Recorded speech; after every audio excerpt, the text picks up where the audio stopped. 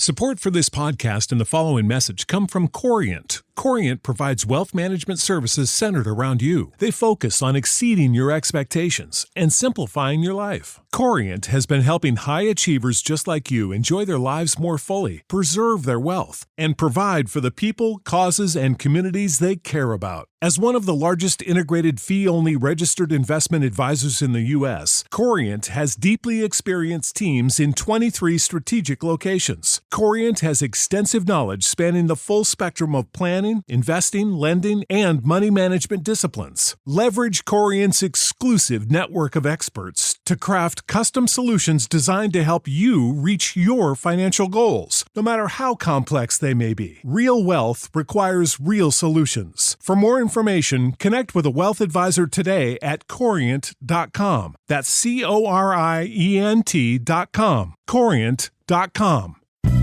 The following production is part of the We Be Geeks podcast collective.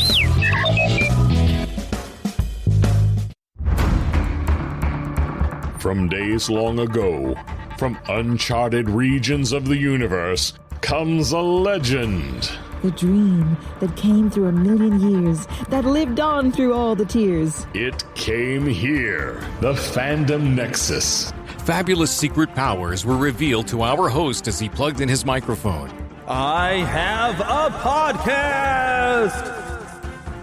Here he is, your Spider-Pan, Jeremy.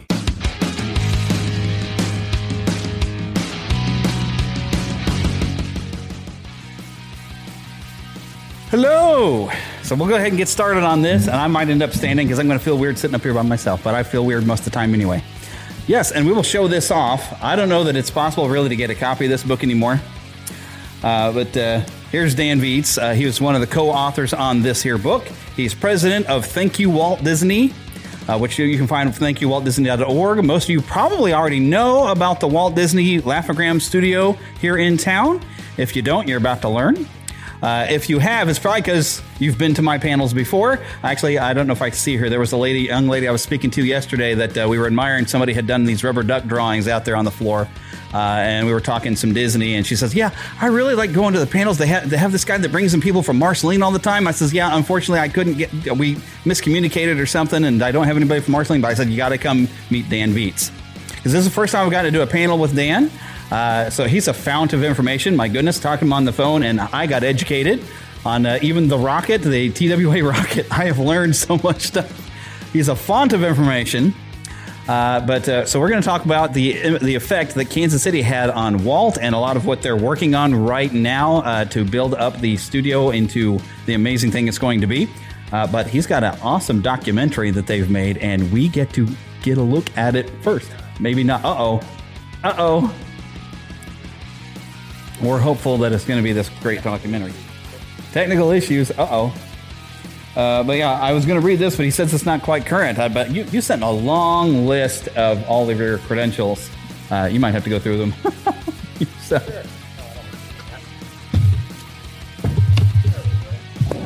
Thanks, Jeremy. Thanks to Jeremy for setting us up.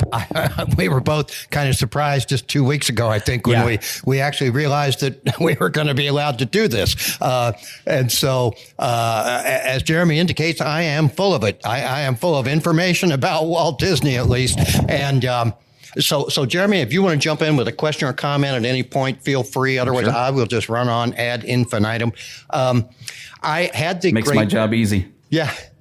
Well, I practice law to support my Disney habit. I've been addicted to Disney for about 30 years now. I mean, we all grew up, with Disney, but getting serious and hardcore about really researching Disney's Missouri history got me motivated, and I've focused on that for quite some time now. I had the great good fortune to be invited to work with the Kansas City Star's history writer, Brian Burns, and their movie editor at that time, Bob Butler, on this nice little book. I'm really proud of this book. It's now out of print, but it's frequently on Amazon and eBay, and if you search, you'll find it.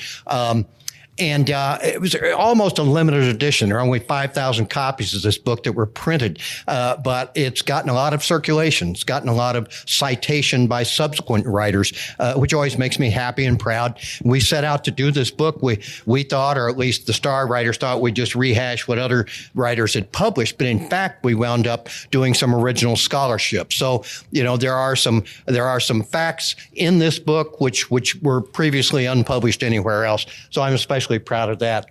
Now, if I could find a volunteer to pass out some flyers here, I've got some information that I think you might find useful and informative. And there's about 2 volunteers. That's ideal. Yeah, if you could each go down the side aisles, that's great. Thank you so much. I am president of the group called Thank You Walt Disney Incorporated, and we formed about 25 years ago. Not-for-profit, 501c3. Donations are tax deductible. We kicked in a few $1,000 and each of us, that is, and managed to buy a very significant building. That is the Laugh-O-Gram Studio building where Walt Disney's first professional film studio operated just over 100 years ago.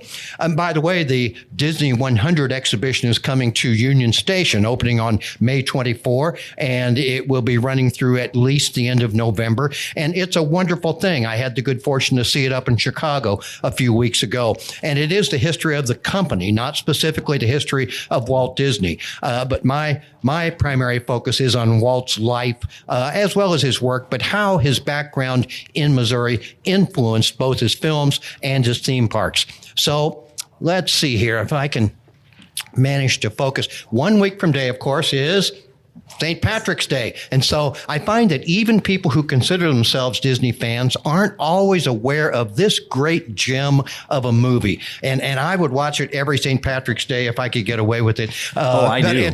It's really fun. It's a really well done movie. It's exactly how Ireland ought to be. I don't know if it's how Ireland really is, but Sean Connery sings, and I have read that Albert Broccoli actually cast Connery in Dr. No after seeing him in this film. Now, his character is quite away from James Bond, but nonetheless, it's a great movie. It's just full of humor and some scary scenes and some great special effects, some really impressive special effects for the time. And sound effects you might recognize in the Haunted Mansion when that Banshee shows up at the end. Yes. The Banshee is especially scary, as it ought to be.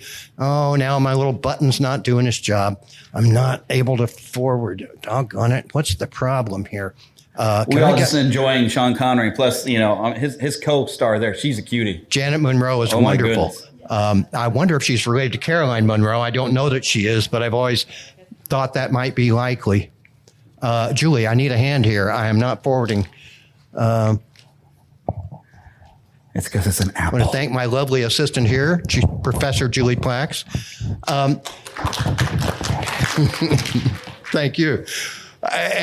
And tonight, of course, is the biggest night of the year in Hollywood, the Academy Awards tonight. And this is Walt Disney at a typical night at the Academy Awards. This is not unusual. He would go home with an armful of Academy Awards. Now, for most people in the movie business, winning one Academy Award is the pinnacle of their career. It's the greatest thing they could ever hope for. Disney won over 30 Academy Awards. No one else in the movie industry has ever approached that record, and it's highly unlikely anyone ever will. Now, there we go. And this is young Walt, the first image taken of him. He was born December 5th, 1901 at 2449 Tripp Avenue in Chicago. That house still stands. It was built by his father, designed by his mother, and it's been in recent years purchased by folks like us here in KC, folks who are preserving and restoring it and eventually hope to open it to the public. This is that house. This is that house as it appeared when Walt lived there. Walt was born there. Roy was born there 8 years earlier.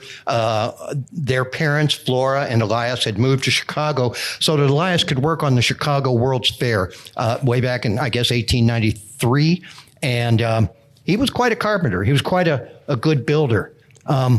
They moved, however, in Yes, in the summer or early spring of 1906, when Walt was 4 years old, they moved to the small north central Missouri town of Marceline. Marceline is a wonderful place. I spend time there every chance I get. This is the old train station at Marceline. The new one that's there now was built began to be built while the Disneys lived in Marceline. I often think that might be Walt right there in front of the cowcatcher, and I hope that engine is stationary if it is. But at any rate, this is a great image. And Walt was a great fan of trains throughout his entire life. That began in Marceline. His uncle, Mike Martin, was an engineer, and Walt lived on a small farm right on the edge of town. He would often jump into the cab with his uncle and ride into town with him in the cab of the steam train.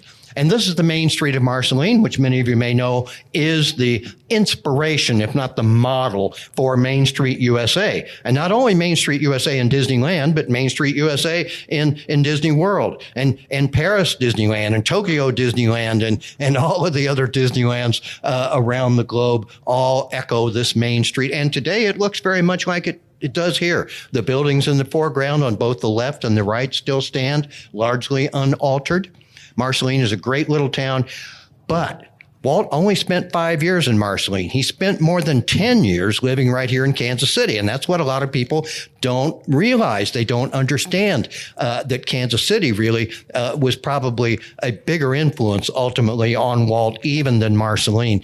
And this is the train station where the Disney family arrived here in the summer of 1911 when Walt was 9 years old. This was a beautiful old Victorian Italianti, I'm told, train station in the West Bottoms. And of course, the bottoms flood. So that's why Union Station, the one we know today, was built while the Disneys lived here in Kansas City, opened in 1914. And that old station was demolished at some point. But Walt would have also spent time at today's Union Station. This is a streetcar, of course, and this is the streetcar. I was really thrilled when I found this postcard because if you can read above the front there, 31st Street. That's the street the Disneys lived very near to. The house on Bellefontaine is just a half a block or less from 31st Street, and it's 31st Street where the Laugh-O-Gram Studio stands today, the building that housed the Laugh-O-Gram Studio. So this is not just like the trolleys. This is the trolley that went by the Disney home. Their first home in Kansas City was on 31st Street. And I mean, it was really close to being literally on 31st Street. And Walt's mom said that the trolleys were so close to their front room, she had to keep the curtains pulled or people would just be able to peer right into their house. So they moved to the Bellefontaine home. You may be familiar with 3028 Bellefontaine shortly after that. This home right here, which still stands. It's been modified a little bit, but not substantially. It's a very important historic landmark, as is the garage. You can just barely see to the left there. Each of these buildings are separately listed on the National Register of Historic Places, quite appropriately. And this is young Walt, of course, obviously playing tennis or something like that anyway. And Walt and his younger sister, Ruth. There were 5 siblings in the Disney family. The 2 older brothers, Raymond and Harold, who didn't seem to be that close to the younger siblings. But Roy and Walt were always very close. And their younger sister, just 2 years younger than Walt, Ruth, likewise was very close to both Walt and Roy. And that was their mother, Flora, of course. Now, this is Walt in his Abraham Lincoln outfit. Walt's on the right. And in February, most likely of 1915, he took it on himself to memorize the Gettysburg Address and went to school in this outfit his mom helped him put together and recited the address for his class, unbidden, just on his own initiative, which impressed his teacher, who took him to the principal, James Cottingham, who took him around to all the classes at Benton Elementary School, which still stands on Benton Boulevard. It's not labeled Benton School any longer. It was D.A. Holmes School for many years, and now it's condominiums, I believe. But the building is still there, still stands. His pal there on the left is Walt Pfeiffer, a neighbor on Bellefontaine, and the two of them would go out to vaudeville shows and take part in Charlie Chaplin lookalike contests and similar shenanigans. This, of course, is the Abraham Lincoln figure at Disneyland's Opera House. And I believe there's no question that this attraction is descended from the Benton School Abraham Lincoln outfit and performances that Walt did. I think that when the state of Illinois invited him to design a pavilion for the 1963-64 New York World's Fair, he said, yeah, I'll build you the most lifelike robot that has ever existed. And that's exactly what the Imagineers did. This robot just blew people away. Some people thought it really was a real person, but it's not. It has been updated. It has been improved, but essentially it's still little Walt Disney doing his Benton School performance when you see Abraham Lincoln at the Opera House in Disneyland. And the Hall of Presidents, of course, at Disney World kind of grew out of that same concept. Now, one of the things, Walt took his first art classes at Benton School, and one day his teacher assigned the class to draw pictures of flowers. So Walt drew his flowers with faces on them, and she reprimanded him. He said, flowers do not have faces. Well, they do in the first Technicolor cartoon to win an Academy Award, Flowers and Trees, part of the Silly Symphony series. I think there's no doubt Walt remembered being reprimanded for putting faces on flowers when he designed this Academy Award winning short film. And he attended his first art classes here in Kansas City at the YMCA building. Now, I think that this is now the home of a Catholic newspaper publication. I can't quite recall the title, but I believe that building still stands. Now, later on, he did attend classes at Kansas City Art Institute as well. So I want to make that clear. He went to art classes at both places. But his father, when they moved from Marceline, his father had tried to be a farmer, but with little success. He came here. He used the money they obtained from selling the farm to purchase the rights to distribute the Kansas City Star and the Kansas City Times. We had two daily newspapers in those days, and Walt hated getting up at various times. The story was 3:34, 5, but very early in the morning to throw those papers 7 days a week. I mean, I'm sure that was miserable. I would hate that. And you may remember in the film Saving Mr. Banks, that one of the pivotal moments of that film is when he talks about his memories of getting up to throw those damn newspapers in Kansas City, and somehow persuades P.L. Travers to let him make Mary Poppins in. But this building, of course, is still there today. One of the interesting parallels, I think, is the similarities between the life of Ernest Hemingway and the life of Walt Disney. Both of those men were born in or very near to Chicago, within just a couple of years of each other. Hemingway was a couple years older. Both of them moved to Kansas City. Both of them worked for the Kansas City Star in different capacities, but nonetheless worked for the Kansas City Star. Both of them went to Europe during World War I. Actually, Walt was just immediately after the end of World War I. But both of them drove Red Cross ambulances in Europe. And so Walt didn't know how lucky he was that he wasn't there during the fighting, that he wasn't in the trenches, that he wasn't, likely to get killed. But Hemingway, of course, suffered some pretty serious wounds that haunted him for the rest of his life. Walt was just bound and determined to get into the war. And like young boys often are, I didn't realize, I think, how horrible that war was. And so, we have the wonderful National World War I Museum here in Kansas City, and they now have on display an ambulance very much like the one that Walt Disney drove in Europe. And when it was dedicated a few years, maybe several years back now, Walt's daughter, Diane, and a couple of her daughters came to Kansas City for the dedication of that little Red Cross ambulance. And I had the good fortune to have dinner with Diane and get to spend some quality time with her. And that was magical. This is of course, today it's the main facility of the Central Kansas City Public Library. But in Walt's day, this was the First National Bank. And his brother Roy worked there both before and after Roy joined the Navy and served during World War I. I have read that he spent a total of 8 years working as a teller here. And this was the closest he ever came to any formal training in finance. Roy was truly a genius. Walt Disney World was built without borrowing one penny. I mean, Roy Disney really knew finance, and I think he learned what he knew basically right here at the bank. When both of them returned from the war, they both came back to Kansas City, even though their parents had moved to Chicago. And Roy resumed working here at the bank, at least for a short time. And it was there that he made connections that got Walt a job. Throughout their lives, Roy was always providing money to Walt. In Marceline, he would give him a dime or a nickel whenever he went into town to buy a toy. And in Kansas City, Roy would get Walt a job.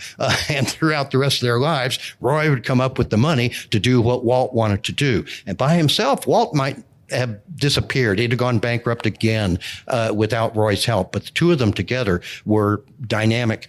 At any rate, this is a fantastic building. If you've not been in there recently, you should go there. It is a wonderful example of adaptation of an historic building into a new use. And they preserved the character of the structure beautifully. You can go up on the roof and play chess with 3-foot-high wooden chess pieces. And the wonderful Missouri Valley Room is on the top floor of this library building as well. And just a wonderful place to do research. They've got a fantastic postcard collection, and you may notice that many of the images I'm sharing with you and which are in this book are postcards, a really great source of imagery from the turn of the 20th century, that is. This is the Union Pacific Station in Jefferson City. And Walt got a job working on the trains out of Union Station, not only the Santa Fe. You'll read some accounts will name a specific railroad, but he didn't work for a specific railroad. He worked for the Van Noy News Agency. And he was what was known as a news butcher, which means he would sell soda, snacks, newspapers, and such on the trains. And so the very first day that he had that job, which he loved, he got to wear an outfit essentially just like the conductor's outfit. And the first day that he worked in that job, he came to to Jefferson City's Union Pacific Station, which again still stands there today. But one of the great influences, I think, and I see other people quoting from our book about this, and I try in my book to make it clear, I can't prove absolutely that Electric Park had a big influence on Walt Disney's design of Disneyland, but I believe it's so. Electric Park was a fantastic place near 46th and Paseo. It was called Kansas City's Coney Island, and that was really no exaggeration. It was a big, beautiful, well cared for, landscaped place. And Walt went there without question as many times as he could. Electric Park was just a fantastic amusement park, and you can see many elements which it had in common with Disneyland, and not only being clean and well landscaped, but also a train ran around a major portion of the park. And there was a log flume ride. I know Walt wasn't around when Splash Mountain was created, but nonetheless, there are a lot of similarities between Electric Park and Disneyland. This is another shot of the band shell. That arched building in the background was kind of a semi-enclosed band area, and John Philip Sousa's band played there for the entire summer of 1915. So this was a big deal. That circular structure in the center, that was where young women clad in gauzy pseudo-Greek outfits would rise with the fountain spraying water all around and colored lights on them, and that was a big attraction at Electric Park as well. The nighttime was when the park really shone, of course, because the 100,000 electric lights, and this is when most people didn't have electricity in their homes. It really was a fantastic thing to see at night. This was the scenic railway. What they mean is roller coaster. That was the term for roller coasters at that time. And here's young Walt in his Red Cross outfit. He had to fudge, forge is such a harsh term. He had to fudge his age by 1 year in order to even get into the Red Cross. But his parents reluctantly went along with that, and he did, in fact, serve in the Red Cross for about 9 months. And that was after spending 9 months, by the way, back up in Chicago. So, but even accounting for those 18 months, of the time that Walt was in Kansas City, even subtracting those, he still spent more than a decade living right here in Kansas City. Well, when he came back and he did a couple of short-term jobs, and he saw an ad in the Kansas City Star for the what was called the Kansas City Film Ad Service, also known as the Kansas City Slide Company. That's what the concrete sign behind that one actually says, and we have that sign. We salvaged that sign when this building was destroyed by the University of Missouri, to their shame and regret, I hope. But at any rate, they threw us a bone. They saved the concrete slab that says Kansas City Slide Company, which is right behind the United Film Ad Service sign. And that's Walt on the right pillar there. And he's right next to the boss, Arthur Byrne Cogger, whose grandson, by the way, works with our project here in Kansas City now to save the Laffergram building. But you can see they had quite a crew. It was a big operation. And what they created in the earlier days when Walt first came there were 4 by 4 inch hand-etched and hand-tinted color slides that were used in what were called magic lanterns, and images were shown on the screens at vaudeville houses and in film theaters between acts and between features. And so Mr. Cogger had a thriving business, several states throughout the Midwest. He was one of the largest providers of these slides, but he also knew that animation, that moving pictures were certainly the future. And so he had begun to have his staff produce what you might call primitive stop motion animated advertisements. But Walt and his friend Ub Iwerks, who he had met working at an earlier short-term job, they knew that the animated cartoons they saw in theaters were not made with paper cutout figures. They were drawn, and he wanted to draw animation. And so they checked out 2 books from the Kansas City Public Library, one of which is still in their collection, by the way, and taught themselves to animate drawings, and taught the rest of the crew at the Film Ad Service how to animate drawings. And that really was the beginning of Walt's career in the movie business. Years later, well, I'll get to that later. Here's the sign I was talking about. You can actually see the Kansas City Slide Company sign. It's on 3 big foot-thick slabs of concrete, and I'm so glad we were able to at least save that from this very important historic building. And, of course, this is the public library that Walton visited. This is where the public library was headquartered before. That building over on, what was that street? The 60s architecture building, anyway, between this one and the First National Bank building. But this is a great building, and this has also been repurposed. It's been adapted. It's now the headquarters for the Ozark Life Insurance Company. 10th and Cherry Streets, just to the east of the federal courthouse.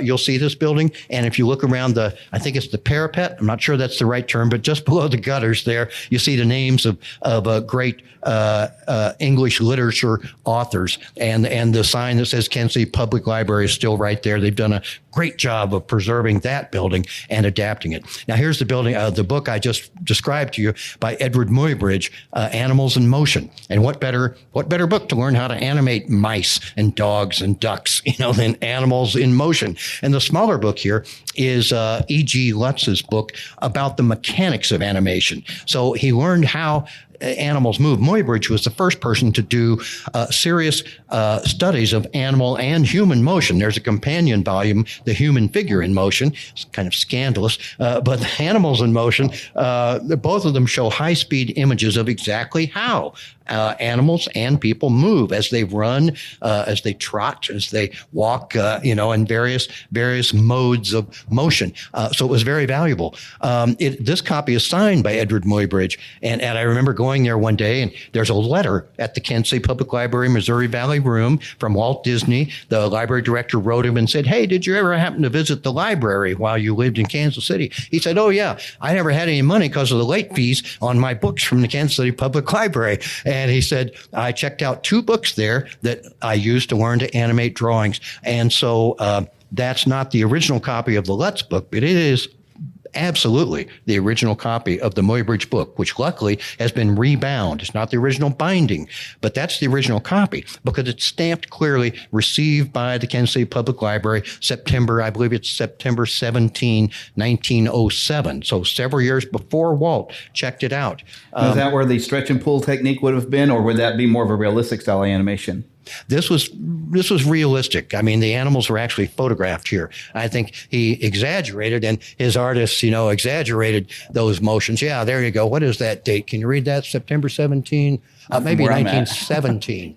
But at any rate, Yes, and yeah, even better, because that's closer to, but still well before the time when Walt checked that book out. When you saw it in the photo a moment ago, that's at the Gene Autry Museum at Griffith Park in Los Angeles, and I was fortunate to be able to help put them together, the library and the Gene Autry Museum, so that those books from the Kansas City Public Library were exhibited. And I'll tell you, this is a peak experience. But because I had done that, I got to go to the opening reception for the exhibit, which was Walt Disney and the West. And they had to stretch to make some connections. But I got to go to the opening reception the night before the exhibit opened. And at the table right next to us is Michael Eisner, Roy E. Disney, their wives. Just an amazing group of Disney executives. It was a wonderful night. This is a rare image. This, of course, is a real photo postcard, and they're generally rarer, much rarer than the other ones. By E.H. Iwerks. This is probably Ub Iwerks in the center. His father was a photographer before he ran away and abandoned his family. But I was just so thrilled when I found this Iwerks postcard. As you know, as I assume many of you know, Ub Iwerks was a genius at photography. He was probably the single greatest animator of the 20s and 30s, and won Oscars later in his life, in particular for Mary Poppins in 1964 for his innovations in camera technology. So you can see where that came from. Now here you see the Kansas City Slide Company on a bad day. Silver nitrate film is extremely flammable. It would just spontaneously combust, and that's what all movies were made on in the old days, was silver nitrate film. Mr. Cogger was smart enough to build vaults into his building so that these silver nitrate films would be isolated from each other, and so that a fire in one chamber would not burn down the entire building. And indeed, the building survived. You can see a lot of people watching that fire. Fire was big entertainment in those days, and probably still today for that matter. But it did survive. Now this is Walt on the left, second from the left, with the pipe in his mouth. Walt Disney working in that same building, working for Mr. Cogger. And these are the slides they made there. I've accumulated a few dozen of these now. And they're neat images because they're large enough you can actually see the image without blowing it up or projecting it. But they project beautifully. And they, as I say, they were hand etched. They were color tinted by hand, and they were really pretty cool. Again, here's the sign that we have. Here's Mr. Cogger, not looking that jolly here, but everybody who worked for this guy loved him. It was just amazing how this guy could inspire such loyalty among his employees. Well, Walt, after he'd worked for Mr. Cogger for a couple of years, figured it was time to go out on his own.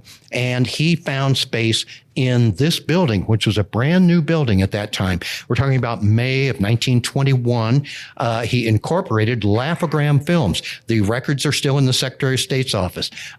He found space on the second floor at the west end of this building, and that's where the Laugh-O-Gram studio operated for a little less than 2 years. But the work he did there was very important. It set the pattern, really, for his entire career in film. The greatest filmmaker who ever lived, by the way, Leonard Maltin, who I think is the world's greatest film historian and critic. Leonard Maltin said of Walt Disney that he was the most successful and influential producer in the history of movie making. Now, that's no small compliment. That is a pretty sweeping statement, but it is supported not only by Walt's winning more than 30 Academy Awards, but also by the fact that he and Roy built a studio and held on to it. And that's not true of anyone else in Hollywood. Mayer didn't manage to hold on to MGM. The Warner Brothers didn't manage to hold on to Warner Brothers, but the Disney Brothers held on to that studio. They did have to, sell stock, but they ran the show. And in many ways, that statement by Maltin is absolutely true. And it grew out of the activity in this building. Now, what's also important to understand is that while he was here, he not only worked there, he lived there. He said, I don't need an apartment. I work all the time anyway. I'm just going to sleep in my studio, sleep in the Laugh-O-Gram studio. And while he was there, he said in several interviews in the early 30s, he would hear mice come out after he'd gone to bed. He said he slept on a pile of canvas in the studio, and they had wire waste baskets like this one. This one, by the way, is at the Frontierland station at Paris Disneyland. But I saw that wire wastebasket and I thought, I'm going to take a picture of that for my lectures. And so you can see in those old time wire wastebaskets were wide open and a mouse could easily get in and out of that wastebasket. And he said the mice would come out and take the crumbs from his employees' lunches out of there. And so he started feeding them. He started putting out bread and cheese for the mice. And then he said one little mouse was braver than the others, and he managed to tame that mouse and kept that mouse as his pet. The mouse would play on his drawing board and at various times lived in a drawer of his desk or in a small cage, or just ran free. And when Walt left Kansas City, he made a point of taking that mouse to a place where he thought he would be safe. He said out in the country, I suspect Swope Park, because Walt and his crew often went out to Swope Park. But he took him to a place where he hoped that little mouse would be safe and would survive. And so we probably still have the progenitors of that little mouse here in Kansas City today. And that's why I say Mickey Mouse was a Kansas City native. That's that right. was Mickey. That's right. Now here's a shot of the interior of the studio. Those posters do not exist. I mean, at least no one knows where any of those posters exist. I'm sure they're very small print runs, but those are two examples, and we've had them reproduced. By the way, they are available reproductions which have been colorized by the Kansas City Art Institute. They're for sale on the thankyouwaltdisney.org website, or they will be very soon if they're not, but I think you can get them there now. There's also at least one other of those posters that we're fortunate was photographed, and so we have at least 3 of the Laugh-O-Gram cartoon one-sheet posters. And we're lucky I think we have 5 now of the Laugh-O-Gram cartoons, the one-reel black and white silent cartoons made by Disney and his crew right here in Kansas City. You can see above it's a faux mantle, a faux fireplace on the right, a little dark plaque that says South Central Business Association. Well, that was kind of like the Chamber of Commerce for the South Central part of Kansas City. And Walt obviously made sure that Laugh-O-Gram was a member of that association. We are meticulously reproducing this image, this office arrangement, that is, for our building. When we get it fully restored, those rooms that Walt occupied, we're going to make them as nearly as we can to the way they were when Walt was there. The stock characters in his Laugh-O-Gram cartoons included this little girl, this little boy. They were unnamed, as was the dog, but the cat was Julius. Julius Katz is the alleged owner. Has anybody here been to Disney's California Adventure? Yeah, of course. In California, the park on the south of Disneyland now, Disney's California Adventure, when you walk in there, as you're walking in on the right-hand side is Julius Katz, I think it's Clothiers. Well, that's a reference, obviously, to Julius the cat from the Laugh-O-Gram cartoons. There's also another reference in Toontown. In Toontown, there's a Laugh-O-Gram Films window, a reel of fun, which is a byline that Disney used. This is the condition of our building when I first began to explore it. Perhaps some would call it trespassing, but at any rate, you can see what had happened is the roof had collapsed in large pieces. Large parts of the roof had collapsed into the second floor, and parts of the second floor had collapsed into the first floor. So, I mean, it was very sad. It was, a great challenge. Now, some parts of the building were better preserved than this one, but it was in bad shape, and it was about to be demolished. And I went to the owners, an elderly couple they were well aware of the history of the building. They hoped they could restore it and it would be their grandchildren's inheritance. But the city said, if you don't restore it now, we're going to tear it down. So it was listed to be demolished. They were motivated sellers. I had contacts with them before and said, you want to sell this building? And they said, oh, no. And then they said, well, yeah, we do. And so we got a good deal on this old building. And we took the risk the city would go ahead and tear it down and bill us for hauling it away to the dump. But fortunately, that did not happen. Mayor Emanuel Cleaver deserves a lot of credit for seeing that did not happen. And he also deserves all the credit for getting us $2 million last year to help bring this restoration into reality. So Emanuel Cleaver is a great man, and I want to make sure I acknowledge that. I also want to acknowledge Scott Biederstadt. Scott, are you in the room?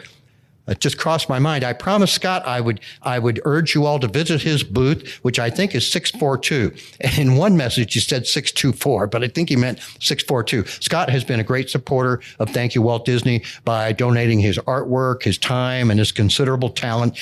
Check out his booth on Artists Alley, Scott Peterstadt. Well, one reason the city wanted to tear this down is because that portion of the wall that's missing, the front wall of our building, was bowing outward, and they were concerned that it was going to fall on pedestrians. And so we had to, and this was 20 years ago at least, pour 3-ton cubes of concrete onto the sidewalk. I didn't do this, of course, but we paid people to pour 3-ton cubes of concrete on the sidewalk and run flying buttresses up to the walls to keep them from collapsing while we disassembled and then reassembled with the same bricks this portion of the wall that's missing in this photograph. So it took a lot of work to bring that building back from the edge and save at least the shell of that building. We put a new roof on it. We're probably going to have to put another new roof on it soon. Some people believe that Joan Crawford was a model for Disney. They both were here in Kansas City at the same time. There's no doubt of that. I'm not certain that's true, but I am certain that Joan, known then as Billy Casson, spent at least one semester at Stevens College in Columbia after growing up largely here in Kansas City. And Joan has gotten a bad rap.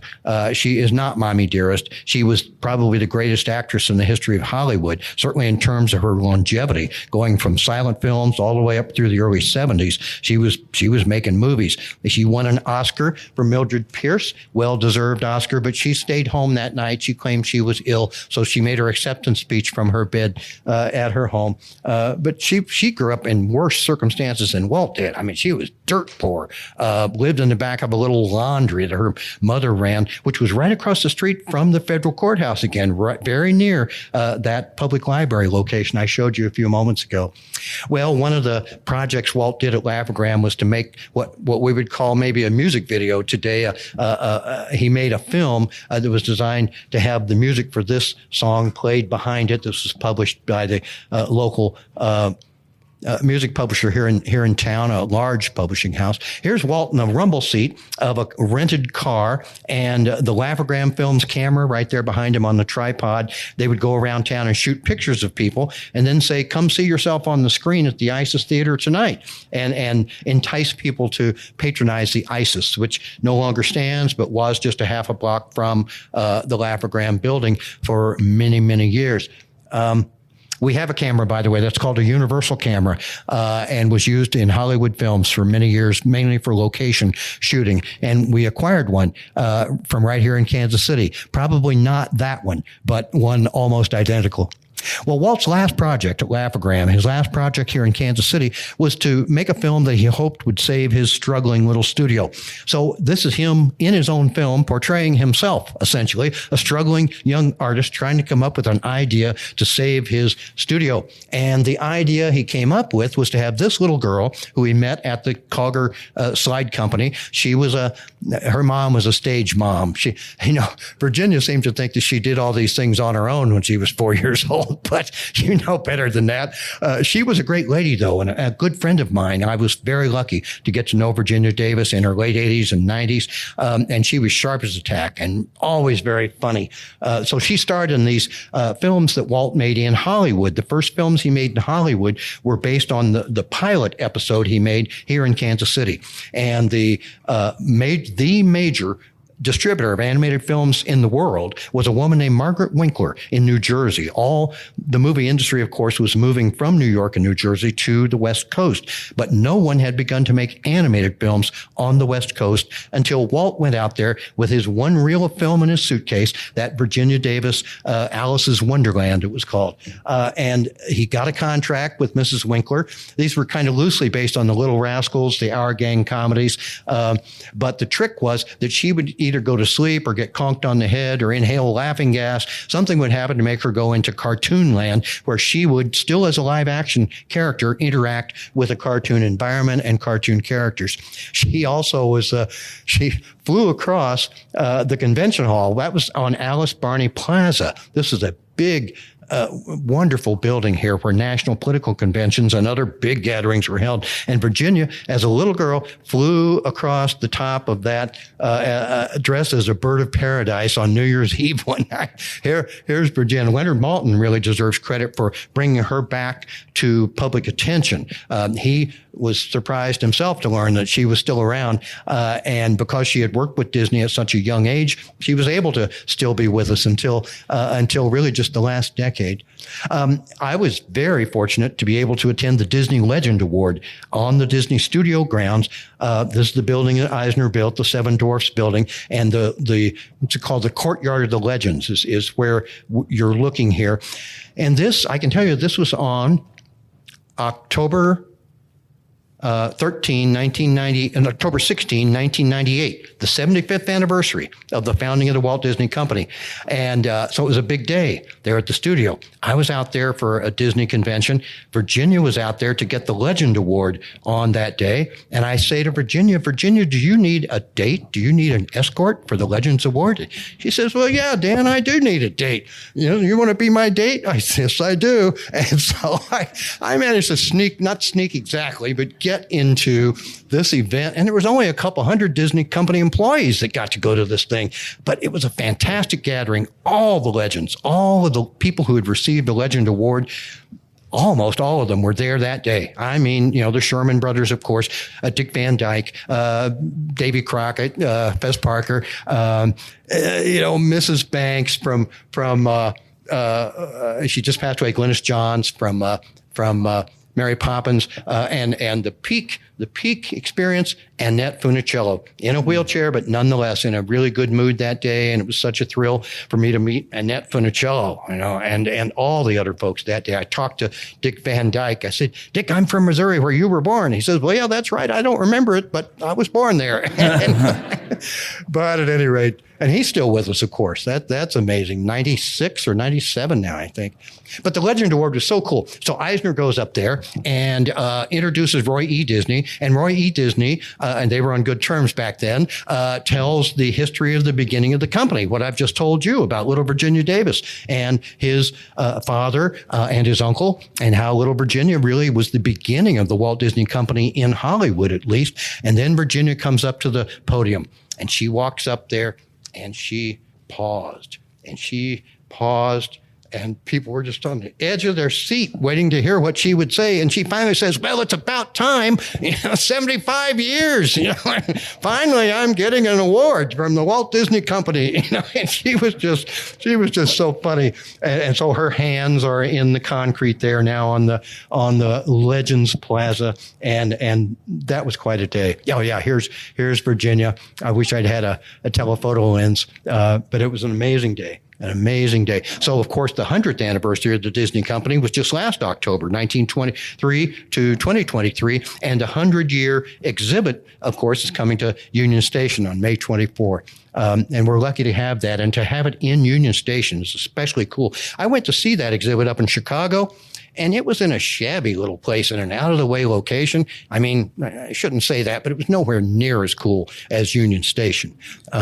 Let's see, I'm probably going the wrong way here. Oh, yeah, there's a share of stock when Walt couldn't actually pay his employees, much like Michael Eisner got shares of stock in the company. He would give them shares of stock, but they turned out to be worthless. Now, not worthless. If you had that certificate, it's worth many thousands, not because of its intrinsic value, but as a collector's item, of course. Now, here's Walt on the roof of our building. And because of the pattern of the capstones there in the foreground, you can even locate exactly where he's standing, about to clobber one of his employees with a .45 automatic, while I think it's is behind this pseudo camera. From what I've read, it's not really a real camera. But how they got this angle is still a mystery, because there's no building right there. They didn't have a crane. They didn't have a helicopter. They sure didn't have a drone. But somehow they got this camera angle.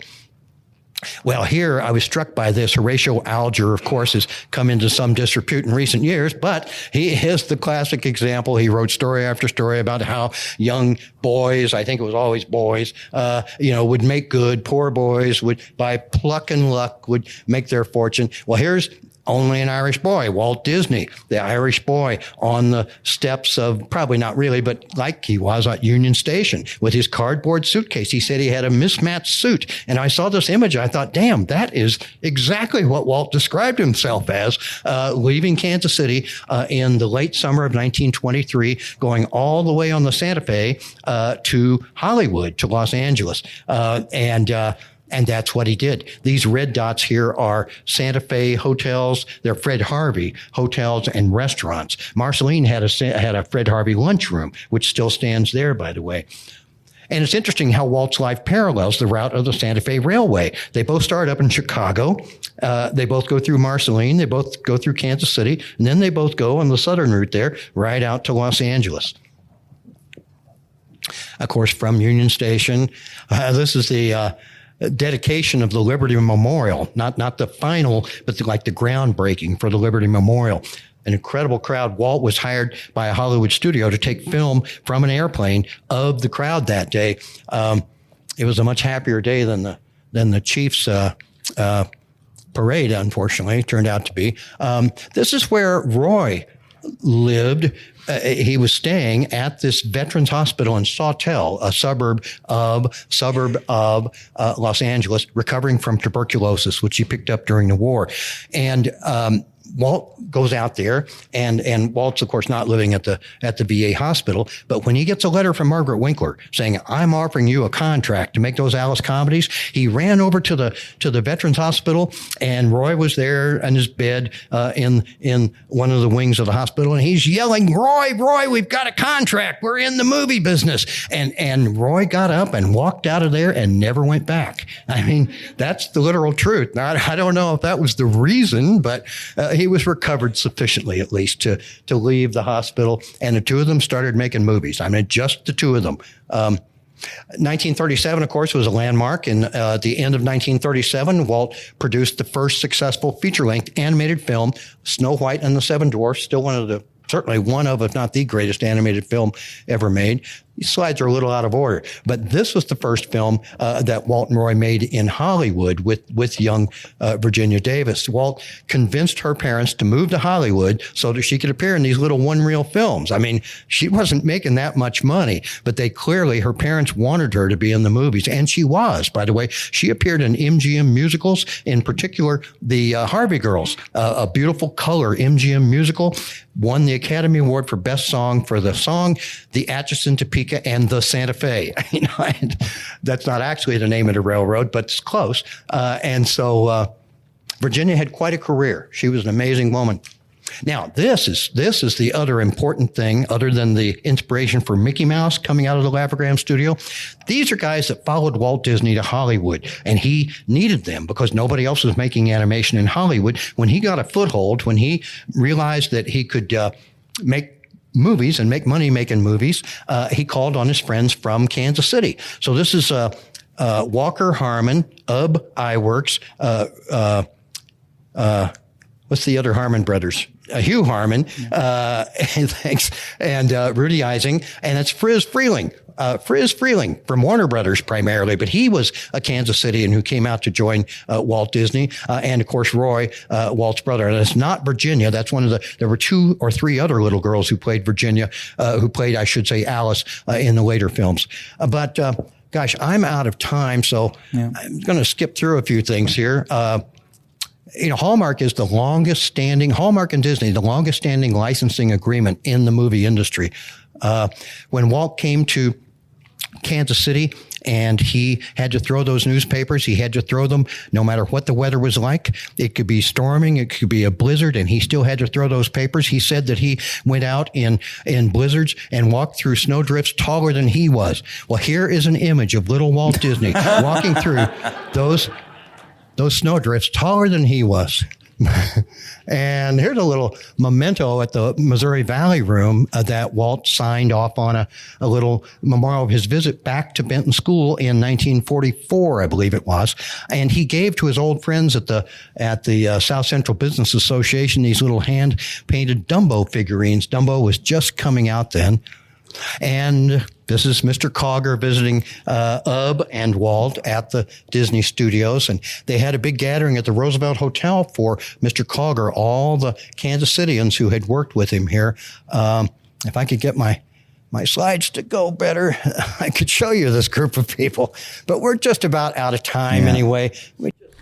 And I want to make sure we get everybody to visit the website, thankyouwaltdisney.org. You can become a donor to help restore the building and build it into a bit of an animation museum, kind of a partial studio. You want to be able to educate people, I think, at one point.